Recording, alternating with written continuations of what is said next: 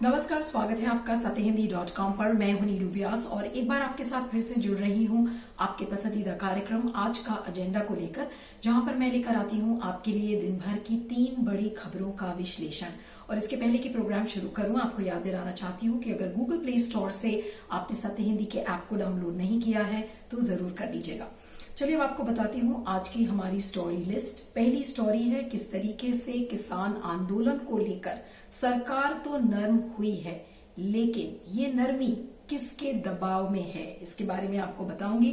हमारी दूसरी खबर भी किसान आंदोलन से ही जुड़ी हुई है। ट्रैक्टर रैली जो 26 जनवरी को किसान निकालेंगे, उसको लेकर किसान और दिल्ली पुलिस आमने सामने है।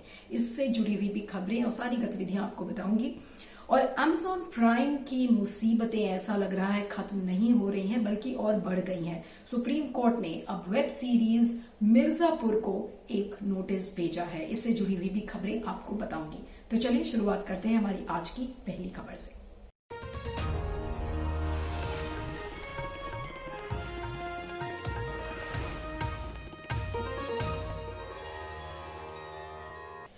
तो चलिए बात करते हैं किसान आंदोलन की। आपने देखा होगा आज 56 से 57 दिन से ज्यादा हो चुका है और ये किसान आंदोलन वहीं का वहीं बना हुआ है। लेकिन 2 दिन से आपने देखा कि एक नरमी नजर आ रही है सरकार के स्टेटमेंट्स में। कल जिस तरीके से ये कहा गया कि जो केंद्र सरकार है वो इस पूरे कृषि कानून को 1.5 से 2 साल तक सस्पेंड करना चाहती है और किसानों से हर तरीके की बातचीत के लिए तैयार है। अगर मैं आपको जमहूरी किसान सभा के जो महासचिव हैं कुलवंत सिंह संधू, उनका अगर मैं आपको स्टेटमेंट बताऊं तो उनके हवाले से ये खबर आ रही है कि सरकार इस बात को लेकर सुप्रीम कोर्ट में हलफनामा भी देने को तैयार है। यानी कि एफिडेविट में ये सरकार कहने को तैयार है कि वो 1.5 से 2 साल तक इस कानून को अमल नहीं करेगी। और जो एमएसपी गारंटी बिल की जो बात हो रही है, उस पर कुलवंत सिंह संधू का ये कहना था कि सरकार ने उनसे किसान नेताओं से ये कहा है कि जो कमेटी बनेगी उस कमेटी को नए तरीके से बनाया जाएगा, जिसमें सब लोग होंगे, सारे स्टेक होल्डर्स होंगे और उस कमेटी को ही तय करने दिया जाए कि एमएसपी गारंटी बिल कैसे बनाई जाए और किसकी रजामंदगी से बनाई जाए। तो आपको ध्यान होगा कि अगर सरकार का रुख आप देखें, जब से किसान आंदोलन शुरू हुआ है तो सरकार का एक अड़ियल रवैया था। पहले किसान से सरकार बातचीत करने को तैयार नहीं थी, लेकिन जब जैसे जैसे आंदोलन तेज हुआ सरकार ने बातचीत करनी शुरू की और बातचीत कई दौर इस बातचीत के हो चुके, लेकिन हल नहीं निकला।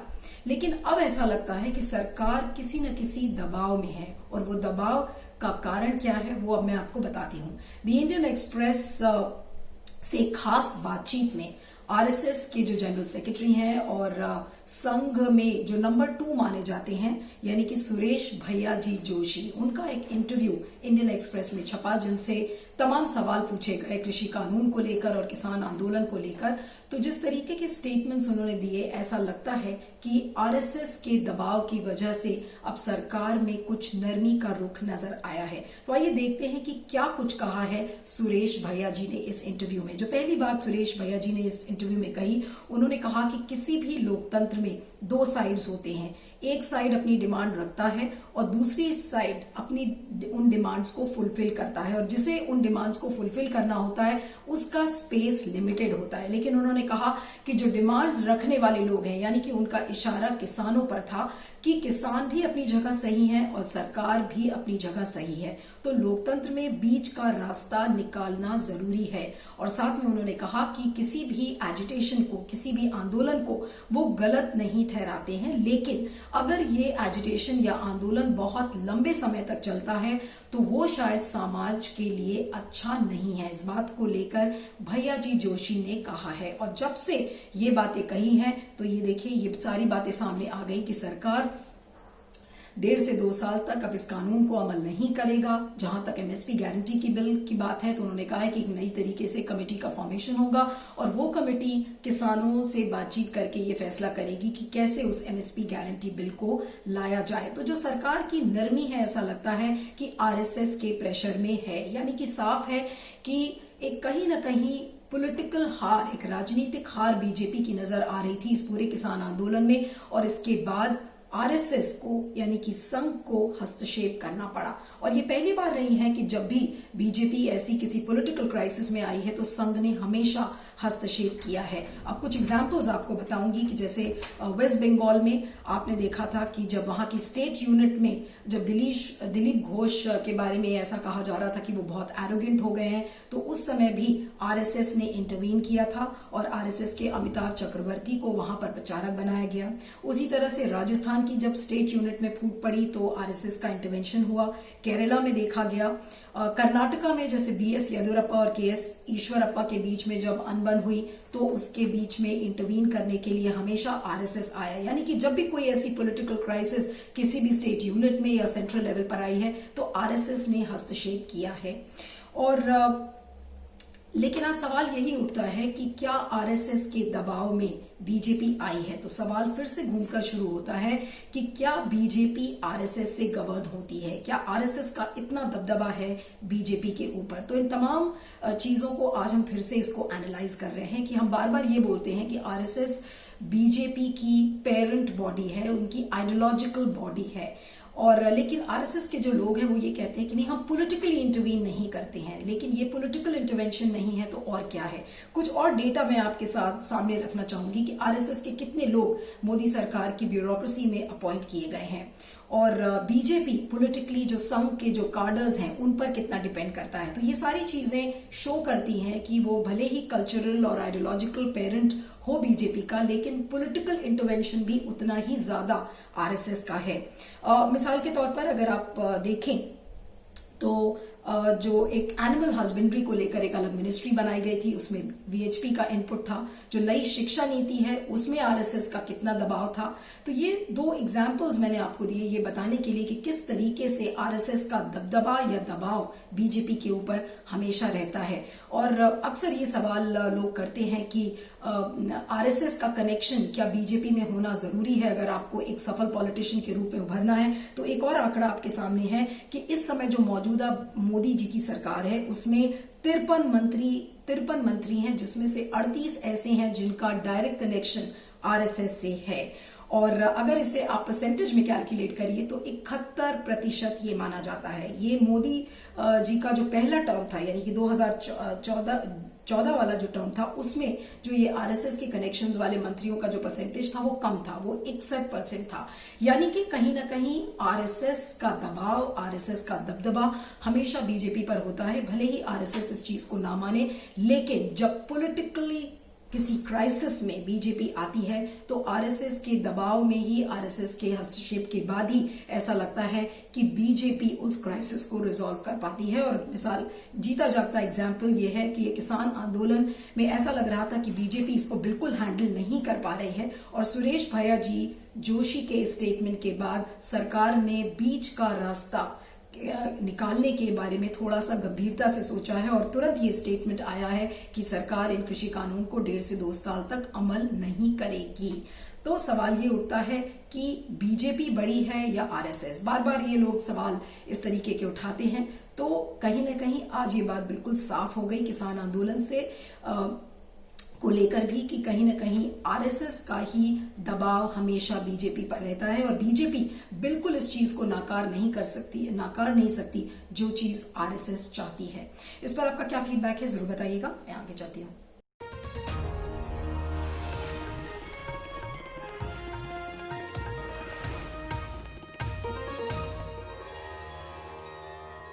हमारी दूसरी खबर भी किसान आंदोलन से जुड़ी हुई है और आपको बता दें कि आज इतने दिन बाद भी अब तक जब से किसान आंदोलन शुरू हुआ है लगभग भारतीय किसान यूनियन का स्टेटमेंट अगर आप देखें तो लगभग 100 से ज्यादा किसानों की मौत हो चुकी है। इस कड़कड़ाती ठंड में किसान इस बात की डिमांड बार बार कर रहे हैं कि ये जो तीनों कृषि कानून हैं उनको रद्द किया जाए और एमएसपी गारंटी बिल को लेकर आया जाए। सरकार ने नरमी जरूर दिखाई है, लेकिन जो सरकार का एक डबल नैरेटिव चल रहा है कि आप एक तरफ बातचीत की बात करते हैं और दूसरी तरफ आप नेशनल इन्वेस्टिगेशन एजेंसी के नोटिसेस हैं वो सरकार को भेजते हैं।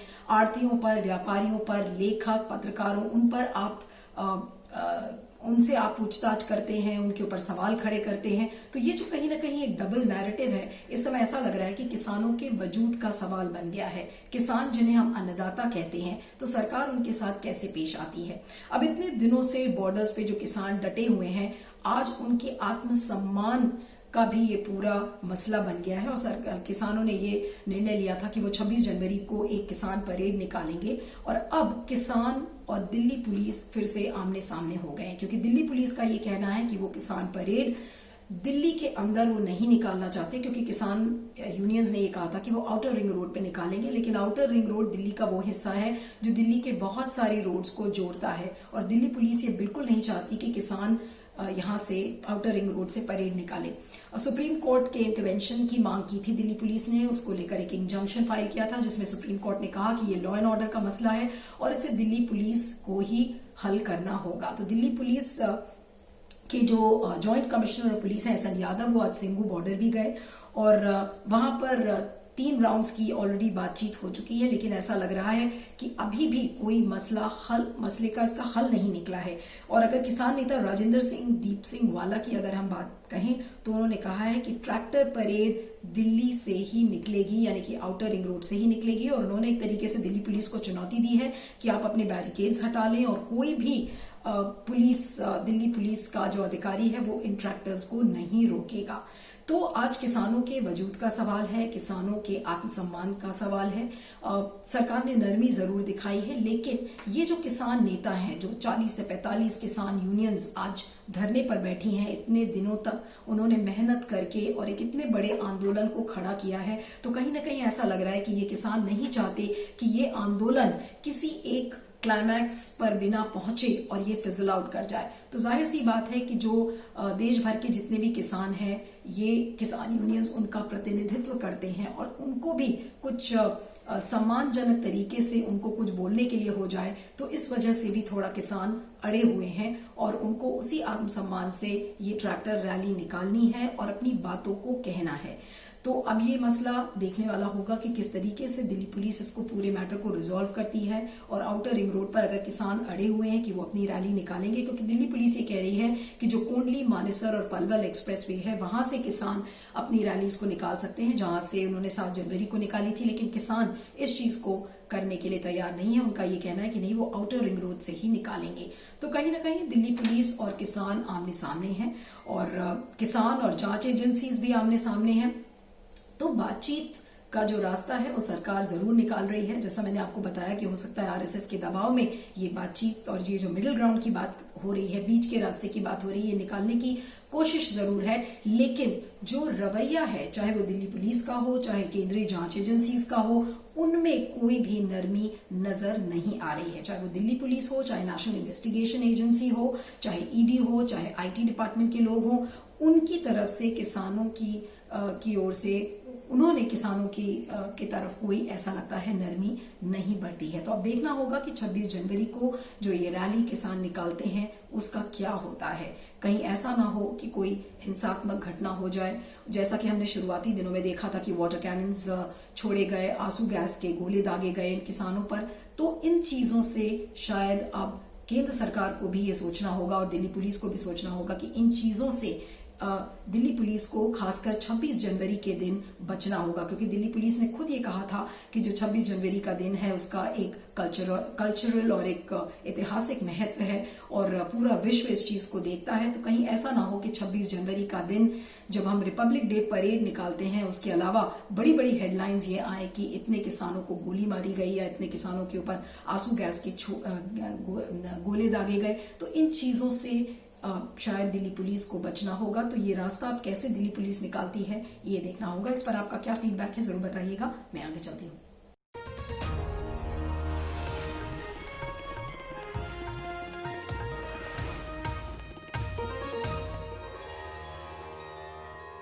अब बात करते हैं ओवर द टॉप यानी कि OTT प्लेटफॉर्म्स की, जिनके ऊपर ऐसा लग रहा है कि सरकार और कोर्ट नकेल कसना चाह रहे हैं। आज तांडव वेब सीरीज जो अमेजॉन प्राइम पे आई थी, आपने देखा था कि किस तरीके से वो एक कंट्रोवर्सी में पड़ गई और उसमें ये कहा गया कि जो हिंदू देवी देवता हैं उनको एक अपमानजनक तरीके से उसमें दिखाया गया। और तांडव के जो प्रोड्यूसर्स हैं और फिल्म निदेशक हैं, उन्होंने उन पोर्शंस को डिलीट करने की भी बात कही है। तो तांडव की जो पूरी कंट्रोवर्सी थी वो खत्म नहीं हुई, और अब एक और अमेजॉन प्राइम पर एक वेब सीरीज है मिर्जापुर नाम से, उस पर आज सुप्रीम कोर्ट ने एक नोटिस इशू किया है। अब आपको बता दें कि मिर्जापुर के एक निवासी हैं सुजीत कुमार, उन्होंने एक PIL फाइल की, और उस PIL में सुजीत की ये मांग थी, उन्होंने इस प्ली में अपनी ये मांग की है कि जो केंद्र सरकार है वो एक ऐसी कोर स्क्रीनिंग कमेटी को बनाए, जो वेब सीरीज जितनी भी आती हैं उनको लेकर एक कोर स्क्रीनिंग कमेटी को बनाया जाए, और जितने भी उस पर वेब प्लेटफॉर्म पे जो फिल्म्स हैं और जितने भी प्रोग्राम्स आते हैं उनको डायरेक्टली प्लेटफॉर्म पर रिलीज ना किया जाए। यानी कि एक ऐसी स्क्रीनिंग कमेटी की उन्होंने डिमांड की है, जिसको लेकर जस्टिस बोबडे ने इस प्ली को कोर्ट में एडमिट किया, और उन्होंने नोटिस इशू किया है निदेशक और निर्माता जो मिर्जापुर वेब सीरीज के थे, और इसके अलावा ministry of information and broadcasting यानी कि सूचना और प्रसारण मंत्रालय को भी एक पार्टी बनाया गया है, एक्सेल एंटरटेनमेंट प्राइवेट लिमिटेड और अमेजॉन प्राइम वीडियो को, इन सारी जो पार्टीज हैं उनको एक नोटिस भी भेजा गया है। तो कहीं ना कहीं जो ये बार बार डिमांड हो रही है कि OTT प्लेटफॉर्म्स का जो कंटेंट है उसमें सेक्स, उसमें वायलेंस, उसमें हिंसा और गाली गलौज जो इतना दिखाया जाता है, कहीं ना कहीं उसको कंट्रोल करने की यानी कि रेगुलेट करने की जरूरत है। और ये पहला ऐसा मामला नहीं है कि तांडव या मिर्जापुर को लेकर, इसके पहले भी हॉटस्टार पर आपने देखा था कि प्रधानमंत्री नरेंद्र मोदी को एक अजीब तरीके से दिखाया गया था, उसको लेकर बहुत सारे ऐसे एग्जाम्पल्स हैं। फिर सेक्रेड गेम्स एक ऐसी सीरीज थी जिसको लेकर बहुत सारे सवाल खड़े किए गए थे। तो समय समय पर ये देखा गया है कि जो वेब सीरीज जो OTT प्लेटफॉर्म्स पर आ रही हैं उनके कंटेंट को लेकर हमेशा सवाल खड़े किए जा रहे हैं, लेकिन जो OTT प्लेटफॉर्म्स के जो पैरोकार हैं उनका ये कहना है कि आप OTT प्लेटफॉर्म्स को आप सिनेमा या टेलीविजन प्रोग्राम से कंपेयर नहीं कर सकते, और अगर आप उनको कंपेयर करेंगे तो it will amount to censorship. अब OTT प्लेटफॉर्म्स की जो डिमांड्स हैं और किस नजरिए से उनको लॉन्च किया गया है उसको थोड़ा यहां पर समझने की जरूरत है। OTT प्लेटफॉर्म्स का जो सब्सक्रिप्शन होता है वो ऑन डिमांड होता है, यानी कि अगर आप जो चीज देखना चाहते हैं उस पर आपकी चॉइस शामिल है, आप चाहें तो उसके लिए पे करें और पे करके आप उस चीज को देख सकते हैं। दूसरी चीज ये कि जो सिनेमा है जिसकी पायरेसी बहुत ज्यादा होती है, उसकी डुप्लीकेट कॉपीज आपने देखा कि मार्केट में बन जाती हैं, तो उस पायरेसी से बचने के लिए भी इन OTT प्लेटफॉर्म्स को फिल्म मेकर बहुत ज्यादा तरीके से बड़ी संख्या में इस्तेमाल करने लगे हैं। ऐसे बहुत सारे आर्टिस्ट्स हैं जिनके पास पैसे नहीं होते और वो अपना क्रिएटिव एक्सप्रेशन लोगों को बताना चाहते हैं, तो OTT प्लेटफॉर्म्स उनके लिए एक चीप और अफोर्डेबल जरिया है। और अभी पैंडेमिक के दौरान आपने देखा कि जो व्यूअरशिप है OTT प्लेटफॉर्म्स की वो किस हद तक बढ़ी। अगर ministry of information and broadcasting का एक डेटा आप देखें तो उसमें बता रहे हैं कि करीब 30% तक, 25 से 30% तक ये व्यूअरशिप OTT प्लेटफॉर्म्स की बढ़ी है, यानी कि कहीं ना कहीं एक पॉजिटिव साइड भी इसका दिखा है। लेकिन जो बार बार इस पर OTT प्लेटफॉर्म सवाल लेकर खड़े हैं कि अगर जो सारी डिमांड्स आ रही हैं अलग अलग पॉलिटिकल पार्टीज और जो अलग अलग एक्टिविस्ट इस चीज को लेकर कह रहे हैं कि नहीं, जो महिलाएं हैं उनका ऑब्जेक्टिफिकेशन दिखाया जा रहा है, बच्चों को एक गलत लैंग्वेज उस पर सिखाई जा रही है, सेक्स बहुत ज्यादा है, वायलेंस बहुत ज्यादा है, तो उसको लेकर फिल्म्स और टेलीविजन प्रोग्राम्स के लिए आपने एक सेंसर बोर्ड बनाया है जो कि, लेकिन इस सेंसर बोर्ड होने के बावजूद बहुत सारी ऐसी फिल्म्स हैं जिनको लेकर कंट्रोवर्सी शुरू हुई थी, जिसमें कि पद्मावत एक एग्जाम्पल है, PK एक एग्जाम्पल है, उसके बाद माय नेम इज खान, ऐसी बहुत सारी फिल्म्स हैं जिनको लेकर सेंसरशिप होने के बावजूद उन फिल्म्स को लेकर कंट्रोवर्सी पैदा हुई है। तो इन OTT प्लेटफॉर्म्स का ये कहना है कि क्या गारंटी है कि अगर आप एक सेल्फ रेगुलेटरी बॉडी बनाएंगे और उसके बाद भी इन प्लेटफॉर्म्स पर इसको लेकर कंट्रोवर्सी नहीं होगी। अब आपको बता दें कि पिछले साल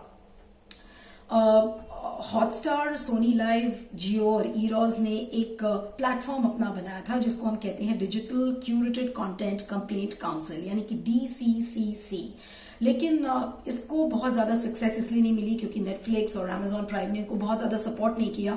इन्होंने कहा कि अगर हम इसको सपोर्ट करेंगे तो जो सिनेमा है और जो OTT प्लेटफॉर्म्स है और टेलीविजन प्रोग्राम्स है उसके बीच की जो एक लक्ष्मण रेखा है वो कहीं ना कहीं बहुत ज्यादा ब्लर हो जाती है। तो आज सवाल ये खड़ा होता है कि आप इस ऑनलाइन कंटेंट को कैसे रेगुलेट करेंगे और ये रेगुलेट करने का तरीका क्या होगा? क्या आप कोई एक सेंसर बोर्ड जैसी एक बॉडी बनाएंगे या एक सेल्फ रेगुलेटरी बॉडी बनाएंगे? इसको लेकर अब क्योंकि सूचना और प्रसारण मंत्रालय ने एक गजेट नोटिफिकेशन भी इस पे जारी किया था और इसको लेकर बहुत सारे सवाल खड़े हो रहे हैं, क्योंकि online content freedom of expression है और उसमें एक रीजनल आइडेंटिटी लोगों को दिखती है। वहां पे आपकी पसंदीदा लैंग्वेज का आपको कंटेंट मिलता है और चीप और अफोर्डेबल प्लेटफॉर्म है जो कि डायरेक्ट जिसको इंटरनेट पर प्ले किया जाता है। तो आज वो सारी चीजें खत्म ना हो जाएं, जो यूजर्स देखना चाहते हैं वो चीजें खत्म ना हो जाएं, तो ऐसा वो प्लेटफॉर्म का जरिया क्या बनेगा? तो लोग अब एग्जाम्पल्स देते हैं कि जैसे यूके में और सिंगापुर में है, उन्होंने एक अपनी सेल्फ रेगुलेटरी बॉडी बनाई है। टर्की में वहां पर एक लाइसेंसिंग रजीम है 10 साल की, और इंडोनेशिया, सऊदी अरेबिया, वहां पे बहुत ज्यादा कड़े रूल्स हैं। तो इन सारे देशों के एग्जाम्पल्स अगर आप सारे मिला लें तो उसको लेकर आज सवाल खड़े हो रहे हैं कि अगर आप एक रेगुलेटरी बॉडी बनाते हैं भारत में तो उस रेगुलेटरी बॉडी का नक्शा क्या होगा, और अगर वो रेगुलेटरी बॉडी आती है तो क्या गारंटी आप देंगे कि जो क्रिएटिव फ्रीडम ऑफ एक्सप्रेशन है उससे आप समझौता नहीं करेंगे? और उससे भी बड़ी बात है कि पॉलिटिकल इंटरफेरेंस, लोग कहते थे कि ओटीटी प्लेटफॉर्म्स में नहीं होगा, लेकिन आपने देखा कि किस तरीके से जो हिंदुत्व के पैरोकार हैं वो बढ़ चढ़कर उन्होंने बोला कि नहीं, ये हिंदू भावना को ठेस पहुंच रहा है या मुस्लिम्स को एक गलत लाइट में पोर्ट्रे किया जा रहा है। तो ये जो सेल्फ रेगुलेटरी बॉडी होगी या इसकी जो भी शक्ल होगी, आज सरकार इस चीज को कैसे लोगों को आश्वासन देगी कि इन चीजों से कॉम्प्रोमाइज नहीं होगा, पॉलिटिकल इंटरफेरेंस उसमें नहीं होगा? क्योंकि आपने देखा है कि बार बार सेंसर बोर्ड के ऊपर ये आरोप लगते आए हैं कि sensor board is a Toothless body, उसके पास कोई पावर्स नहीं है। तो ऐसी कौन सी बॉडी होगी जो कि एक रिस्पॉन्सिबल कंटेंट को अच्छे से डिस्टिंग्विश कर पाएगी? तो इसको लेकर तमाम आज सवाल खड़े हुए हैं, लेकिन बार बार जो ये बातें निकल कर आती हैं कि इससे भावना आहत हो रही है, ये पब्लिक इंटरेस्ट में नहीं है। तो आज इस चीज को कौन डिसाइड करेगा कि पब्लिक इंटरेस्ट में क्या है और क्या नहीं है? और ये जो भावना आहत वाला जो एक शब्द है जो बहुत ज्यादा इस समय प्रचलित है, और खासकर जब से ओटीटी प्लेटफॉर्म्स पर व्यूअरशिप बढ़ गई है, तो ये जो भावना आहत है, जो ये टर्म है, इसको कौन डिसाइड करेगा कि किसकी भावना इसमें आहत हुई है या नहीं हुई है? क्योंकि इस पर देखा गया है कि पब्लिसिटी ड्रिवन भी होता है, कंट्रोवर्सीज को जनरेट किया जाता है। तो इन सारी चीजों से कैसे बचेंगे? तो ये तमाम सवाल इस समय सरकार के सामने खड़े हैं, और अब क्योंकि इसमें एमआईबी भी एक पार्टी बन गया है, यानी सूचना और प्रसारण मंत्रालय को इसमें पार्टी बनाया गया है एसपीआईएल में, तो देखना यह होगा कि अब सरकार एक ऐसा रास्ता कैसे निकालती है जिसमें कि क्रिएटिव फ्रीडम ऑफ एक्सप्रेशन का हनन भी ना हो, और साथ में जो यूजर्स हैं, यानी कि जो कंज्यूमर्स हैं, इनको देखने वाले व्यूअर्स हैं, उनके कंटेंट में भी कोई समझौता ना हो। इस पर आपका क्या फीडबैक है जरूर बताइएगा। और आज के एजेंडा की 3 स्टोरीज में इतना ही। आप मुझे ट्विटर पर फॉलो कर सकते हैं, मेरा ट्विटर हैंडल है @neeru317। और चलते चलते आपको याद दिलाना चाहती हूं कि अगर गूगल प्ले स्टोर से आपने सत्य हिंदी के ऐप को डाउनलोड नहीं किया है तो जरूर कर लीजिएगा। थैंक यू सो मच, बने रहिएगा सत्य हिंदी पर। सत्य हिंदी का ऐप डाउनलोड करें गूगल प्ले स्टोर पर।